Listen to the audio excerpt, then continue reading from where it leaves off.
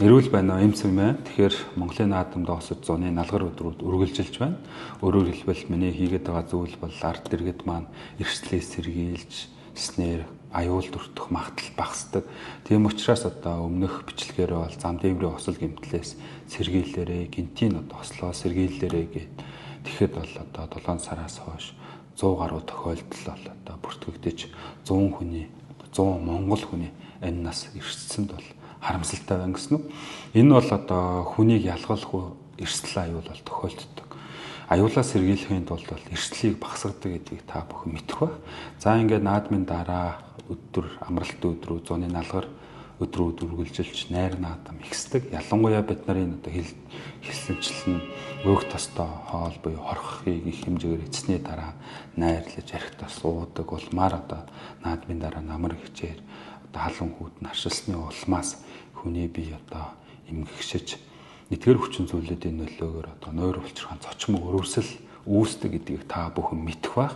За энэ би бол зүрх судасны эмч, надаар гэлтгөө одоо хоол босруулах замын эмчнэр бол хангалттай мэдээлэл өгч байгаа. Гэхдээ эмийг яаж мэдхөө бас миний хэлснийг бас хоёрыг бодож авахгүйх ухаанаар хандаарай гэж хэлмээр байна.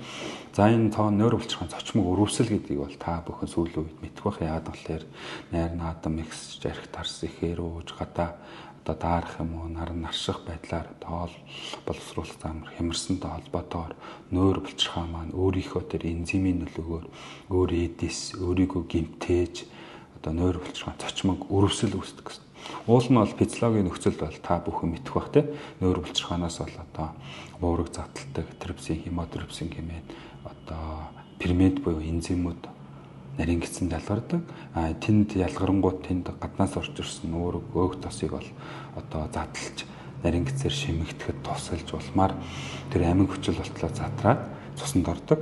Цусаар илгээр дамжаад цааш хүний биеийн эдисийг одоо амин хүчлээр хангах буюу бачин солилцоо хангаж бид нар оршин тогтнодог гэсэн үг. Тийм болохоор энэ нойр булчирхаан хэвийн физиологийн үүрэг нь бол ерөнхийдөө бол гаднаас ирсэн уургийг одоо тэр одоо ингээд 4-р 3-р бүтцтэй уургийг задлах одоо ферментийг ялгаруулах чухал үүрэгтэй гэдгийг бол ойлгож мэддэг байх. Тэгэхээр энэ нойр булчирхаан цочмог өрөвсөл яагаад үүсдэг талаар дөрвөн нөлөөлөх хүчин зүйлийг та бүхэн тайлбарлаж өгье. За нэгдүгээрт нь бол бид нар өөх тостой хоол хэтрүүлэн хэргэлдэг. Ялангуяа баяр наадмын үеэр агаар сэлгэнд гарсан үедээ хорхохыг, хууш хуурыг гэх мэтчлэн өөх тос уургийг одоо агуулсан хүнсийг бол нэг доор их хэмжээгээр иддэг. За энэ нь бол одоо бидний хоол боловсруулах замд ачаалал өгдөг гэсэн. Ялангуяа цөс нойр булчирхаан илгэнд бол ачааллыг хэсдэг. Ялангуяа гаднаас одоо их хэмжээний өөх тос орж ироход тэрийг одоо цэдмэгжүүлэх үүрэгтэй цөс бол их хэмжээгээр ялгардаг. Хоёрдугаарт нь бол уургийг задлах одоо тий хемотрипсин, трипсин гэмээр одоо энзим ферментүүдийг нойр булчирхаан их хэмжээгээр ялгардаг. За эдгээр ялгарсан хоол хүнсний зүйлүүд маань илгэн чимэгдээд бочсон солилцоонд орохдоо илгэнд их ачаалал үүсгдэг гэсэн.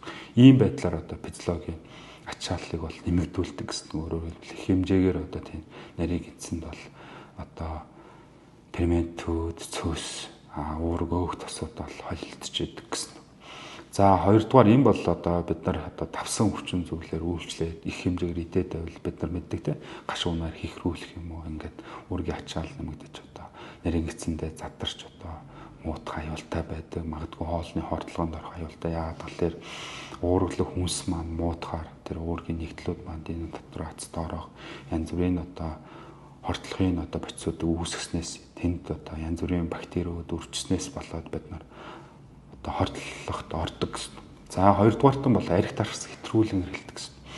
Найр наадмын үеэр одоо амралт зугаалгын үеэр бол архийг нэг дор их хэмжээгээр уудаг. Монгол хүний одоо бас нэг дутагдaltaй тал бол юм хэтрүүлэх хандлагатай байдаг. Өөрөөр хэлбэл одоо нүүдэлчдийн соёл юм өөр их нь одоо зүйлээс шалтгаалаа нэг дор олдвол одоо их хэмжээгээр хүртэх гэх мэтчлэн одоо илгэний одоо задлах ферментийн хэмжээс давсан хэмжээгээр арх дарсыг бол хэтрүүлэн хэргэлдэг. За тэгэхээр арх дарс бол ямар үйлчилгээтэй вэ гэхээр ахуй цогтоод бид нар тааламжтай одоо зүйл үүсгэдэг. Гэхдээ энэ зүйл бол одоо илгэний одоо ферментийг давсан хэмжээгээр хэрэглэхэд бол альтигид хэмээх одоо завсрын нэгдэл үүсдэг. Яагаад гэвэл илэг маань задлж барахгүй тэр хэмжээгээр их хэмжээгээр хэрэглэснээс болоод завсрын нэгдлүүд их үүсдэг. Энэ нь хүний биед одоо хортлоод оруулах, шартуулах үйлчилгээ үзүүлдэг тийм. Жишээлбэл одоо телеспирт одоо агс задар одоо илэг задлж чадахгүй юм гэсэн үг шүү дээ. Тэгэхээр альдыг дүүсдэг альдыг дэнүүлгээр бид нар шаарддаг гэсэн. За ингээд тэнд одоо төв мэдрэлийн тогтолцоо зүрх босод эргэтэн тогтолцоо нөлөөлж шаарддаг гэсэн үг. За ингээд одоо арх одоо 12 уруу гэсэн орж ирснээр телеспирт учраас одоо тухайн үед төр зур бол цочрох үйлчлэгээ үзүүлдэг. Та бүхэн мэднэ. Альва саслаг эдээс юм уу шалбарсан эдээсэд бол спирт хүрхөд цочроодог.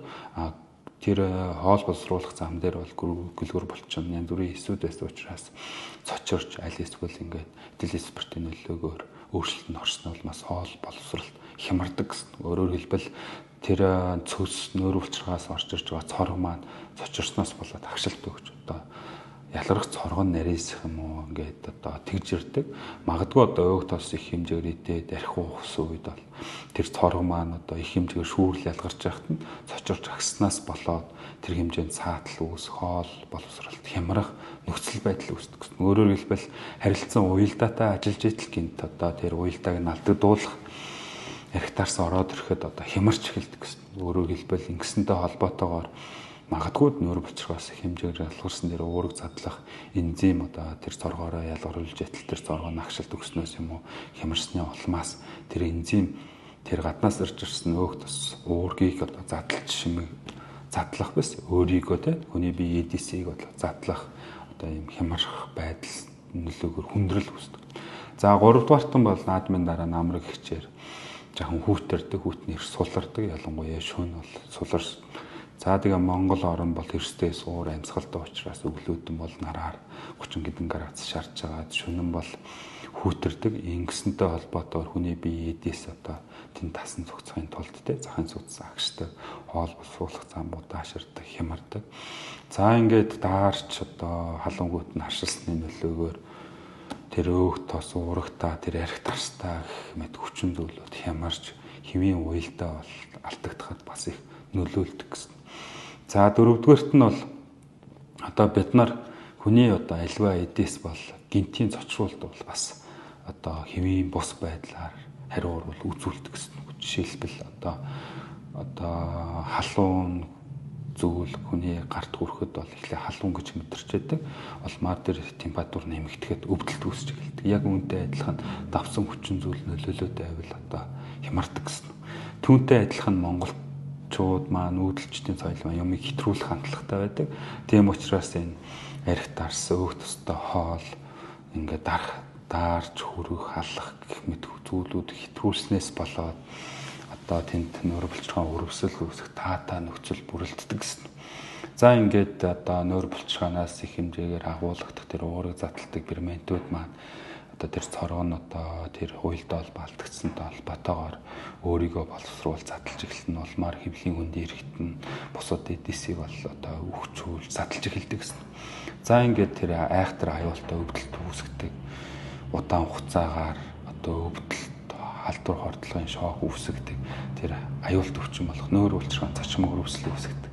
За энэгээр бол одоо залуу гинт өдөө хүртэл эрүүл саруул явчаад хаалгаанд орч хүндэрч байна. Бас их одоо эрүүл мэндэ алдчих байна те. Магадгүй одоо энэ зүйлийг хэтрүүлснээс болоод одоо амнасаа эрсдгийг бол үгүйсэхгүй гэж захимаараа. Тэгээд Монгол төмөн маань зуны амралтаар найр наадмаа альва арх дарс өөх тустай хоол гадаад хүүтэн халуунаа тохируулж альва зүйлийг хэтрүүлэхгүй сайхан амарч намартаа одоо намрын ачлууд маань ундардаг. Тийм учраас эрүүл маягаа уурлаж урт наслахыг хүсье. Тэгээд Монгол төмөн 80 нэмэх наслын Монгол бүр тэтгэврт гардаг болъё гэд энэ удаагийн одоо зөвлөгөө төгсгөж байна. Баярлалаа.